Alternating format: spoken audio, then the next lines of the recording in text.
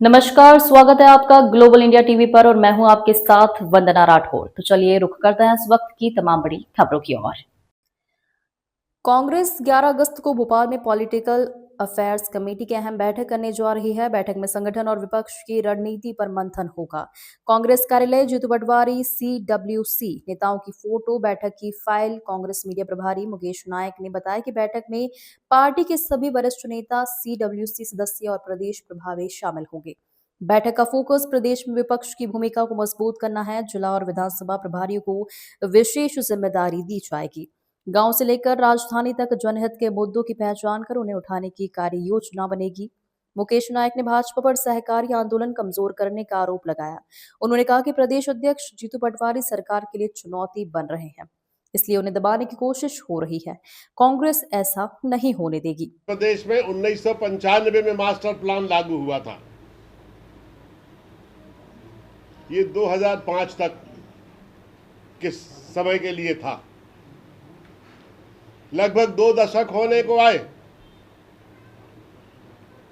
Master plan Bhopal का, राजधानी जैसे शहर का, जिसके फेस अपलिफ्टिंग का सबसे हाई टाइम है इस वक्त, क्योंकि राजधानी बने हुए 1956 के बाद लंबा समय हो गया, लेकिन इसकी टाउन प्लानिंग सरकार के पास नहीं है 2 दशक से। आपने 2 दिन में देखा कि पूरे भोपाल में कितनी हलचल मची हुई है। रोड के सामने और तथाकथित जिसको बीजेपी की सरकार आवासीय क्षेत्र मानती है, वहाँ के व्यावसायिक संस्थानों से, वहाँ के दुकानदारों से आप कॉमर्शियल टैक्स वसूल कर रहे हैं। आपने बिजली के कॉमर्शियल कनेक्शन दिए हुए हैं, कॉमर्शियल बिजली के बिल वसूल कर रहे हैं, और अचानक आप बिना समय दिए आप विस्थापन की बात करते हुए कहते हैं कल से पूरे व्यावसायिक संस्थान और दुकानें बंद कर दो। 30-30 साल से, 40-40 साल से जो लोग छोटे मोटे व्यापारिक संस्थान चला रहे, दुकान खोले हुए हैं, अचानक आपके अधिकारी पहुंचते हैं कि कल से ताला लग जाना चाहिए।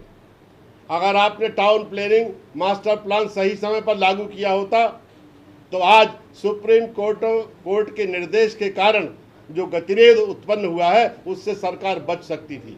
लेकिन आप भोपाल के लोगों से सिर्फ वोट ले रहे हैं। भोपाल में कभी कांग्रेस नहीं जीतती।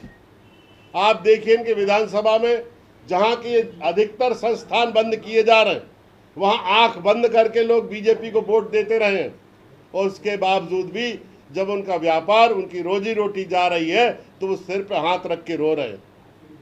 मुझे भोपाल की जनता से ये कहना है कि जब कभी जीवन में आप एक तरफा फैसला लेते हैं तो उसके कारण जिस तरह का एकाधिकार, जिस तरह का अधिनायकवाद और जिस तरह से सरकार की निरंकुशता को जन्म का आविर्भाव होता है, वो आप स्वयं अपनी आंखों से देख लीजिए। इनके जनप्रतिनिधि, आप ये समझ लीजिए कि जिसके घर में जितना ज़्यादा कीर्तन सुनाई दे तो समझ लेना उतना ही ज़्यादा पीछे के दरवाजे से कमाई हो रही है।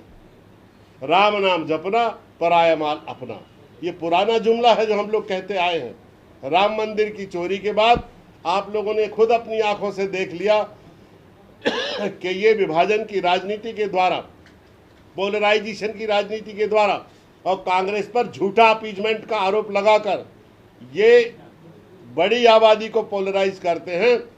उसके बाद चुनाव जीतने के बाद ये पब्लिक की तरफ देखते नहीं है, खूब खाते हैं, दिन में 4-4 घंटे सोते हैं। आप देखिए कितनी बड़ी बड़ी गाड़ियां इनके पास हो गई, कितने बड़े बड़े मकान इनके पास हो गए, कितने बड़े बड़े प्लाट इनके पास हो गए, और आज पूरे भोपाल का व्यापारी रो रहा है, अपनी आंखों से देख लीजिए। तो मैं इन सब विषयों को लेकर आपके बीच में आया हूं, और आप प्रतीक्षा करिए 11 तारीख की पॉलिटिकल अफेयर कमेटी की बैठक का। हम इंदौर को विशेष रूप से टारगेट करने के लिए जा रहे हैं, क्योंकि अब ये समय आया है कि जब इंदौर में जो बीजेपी का गढ़ था, जब वो हिलने डुलने लगा तो बीजेपी ने कांग्रेस के नेताओं को परेशान करना शुरू कर दिया ताकि वो निराश होकर अपने घर में बैठ जाएं।